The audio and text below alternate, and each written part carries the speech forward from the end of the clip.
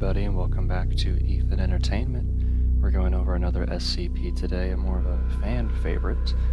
But before we get into it, I just want to say thank you for watching this series. We're going to be much more going on here soon with the different GOIs, organizations, and many more SCPs on the way. So today we're going to be getting into SCP-173.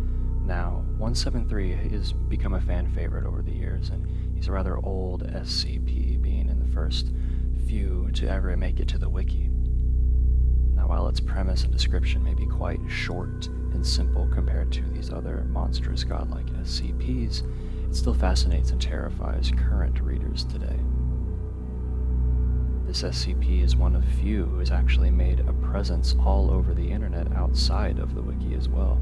173 is present in both fan art, figurines, meme culture, and even makes an appearance in the popular horror video game called SCP Containment Breach, which will appear in other videos I put out, as there are other SCPs present in the game as well. This is one of those SCPs that many fans of the wiki will recommend as a starting place to newcomers. It's a quick read, it's interesting, and gives a good look into what to expect from the SCP collection as a whole. Now, moving on to the actual document. Its item number, as I've stated, is SCP-173. Its object class is Euclid. And as I stated in my tutorial or intro video, the Euclid class SCPs are anomalies that require more resources to contain completely, or where containment isn't always reliable. And that's the main hitter on this SCP, is that its containment just isn't reliable. Now, this is mainly due to the fact that this is a sentient creature. It can act or think on its own, and having that chance of the SCP making its own decisions, being sporadic in what it does, is what really puts it in the Euclid class. Onto the special containment procedures.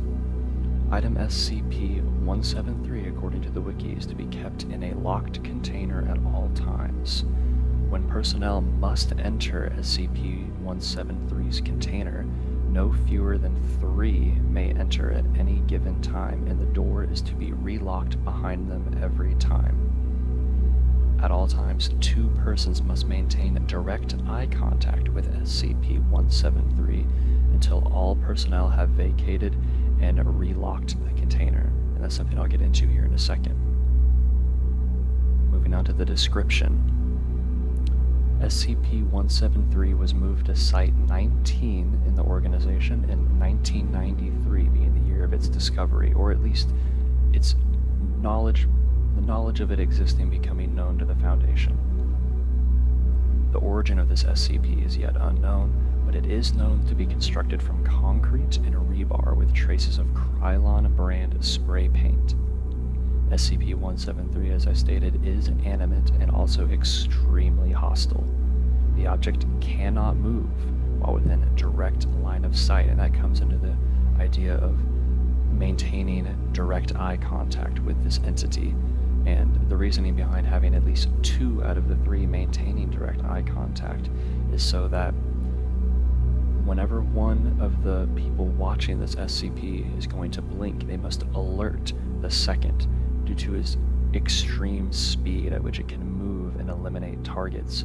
Even just the action of blinking could be the end for these scientists or D-class personnel.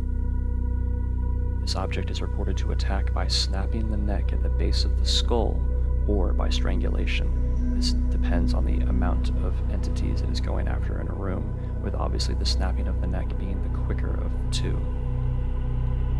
In the event of an attack, personnel are to observe a Class 4 hazardous object containment procedures, which basically means observe and do not touch.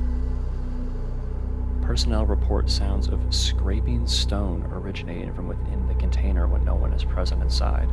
This is considered normal, and any change in this behavior should be reported to the acting HMCL supervisor on duty, being the one in charge of the Foundation, being specifically Site-19. The reddish-brown substance on the floor is a combination of feces and blood. Now, this tends to show up while no one's watching. The origin of these materials is unknown due to the inorganic substance that this creature is made out of. It really is just baffling where this could be coming from. But also due to the substance, the enclosure must be cleaned on a bi-weekly basis, which also emphasizes the very cautious procedures that need to be taken when handling this SCP. That pretty much wraps up everything you'll find on its main document on the wiki, but just a few more points I'd like to make about this SCP. 173 has made appearances, like I said, outside of its main document, but also within the wiki. It can be found in many tales on the wiki, telling the stories of personal interactions with the SCP, whether it's a scientist doing testing or a D-class personnel going in for the first time, or even some accounts and interviews taken from the people who originally discovered it, the general members of the public. This was before the memories were wiped by the Foundation, of course. It's even been seen interacting with some other known SCPs on rare occasions. Now, information on this is muddy, difficult to find, and these events are few and far between, but they're worth noting.